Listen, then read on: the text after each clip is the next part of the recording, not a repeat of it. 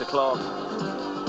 Now, it's not the first time we've talked about oil in them there Surrey hills. Now, there could be more drilling at the Horsehill oil well, known locally as the Gatwick Gusher. Company behind it putting in another planning application on Monday. Some people living near the site in Hawley weren't happy with the test when we spoke to them last April. Does it affect house prices? How do they get the stuff out? Does this mean the end of this little quiet road? There's big tankers going through, or are they going to be running a pipeline?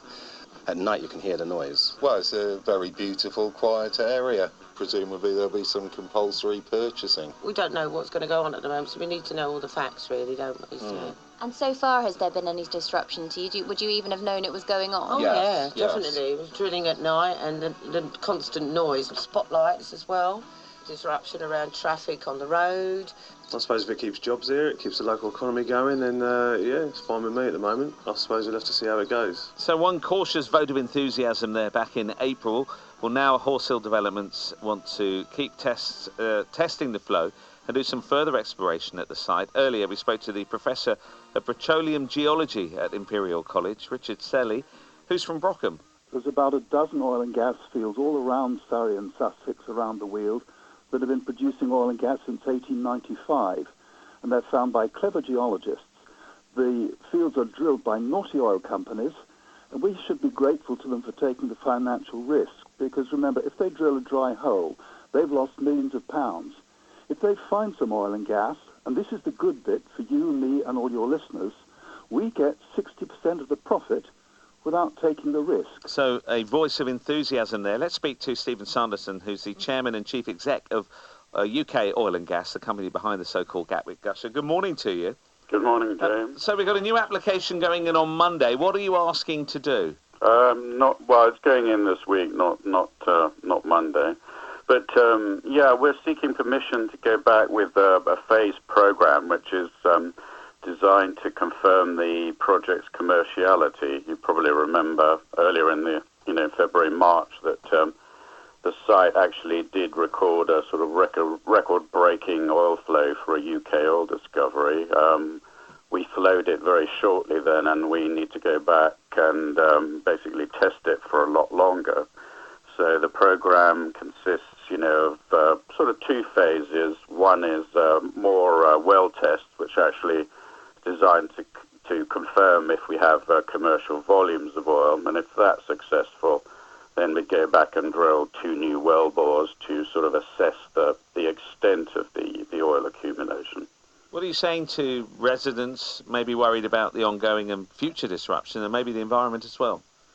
Well, we've had 2 public consultation meetings where we had a lot of people come through, and we explained to them what we were doing. We also have a community liaison group, which actually is with the sort of 8 or 10 closest houses to the development. We gained a lot of insight into what people's concerns were from that process. We've fed that back into design in our program. We're installing a lot more light and noise shielding. We're reducing the overall time of our program, certainly reducing work at night. And I think that we're minimizing the impact as much as possible. And I think it's important to say, maybe Dick Selly said this in the program earlier, but this is I'd like the good people of Surrey to realise that this is not fracking, it's not shale gas, it's not shale oil.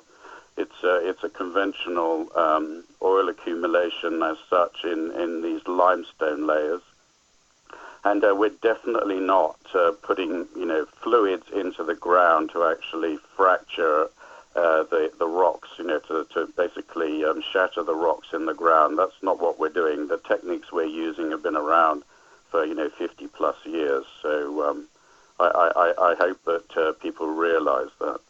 If it does gush, the Gatwick Gusher, what's the impact locally? Well, the impact locally, I think, is very good for jobs, and of course we have said that we'll be giving, a royalty, money from production stream if we do indeed get to that, to the local community and the residents. So how will you give that? What, via the county council, or it will be individual payments to people?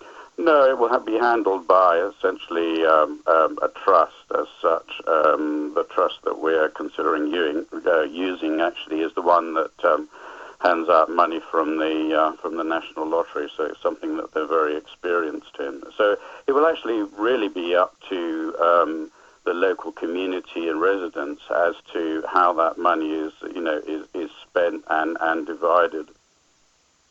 When will you know more? When will we know more? Yeah, assuming you're given the permission, how long will you know before this is a gusher? Well, it already gushed, but it only gushed for, we only were able to test it in February, March for a short period of time. So, we're going in there longer, and that will tell us sort of volumes of oil that we can expect that are in the ground. And if we get the permission, hopefully we'll be back in there in the springtime, and the initial program runs over about 6 months. The operations are designed to be as minimal impact. I mean, it's not continual. There's no drilling involved in the first bit. So after about 4 to 6 months, we'll know if we have something really good in there, and that's when we'll go back and drill a couple of more well bores. Stephen, thank you. Stephen Sanderson's the chairman and chief exec of UK Oil and Gas, the company behind the so-called Gatwick Gusher. It is BBC Surrey.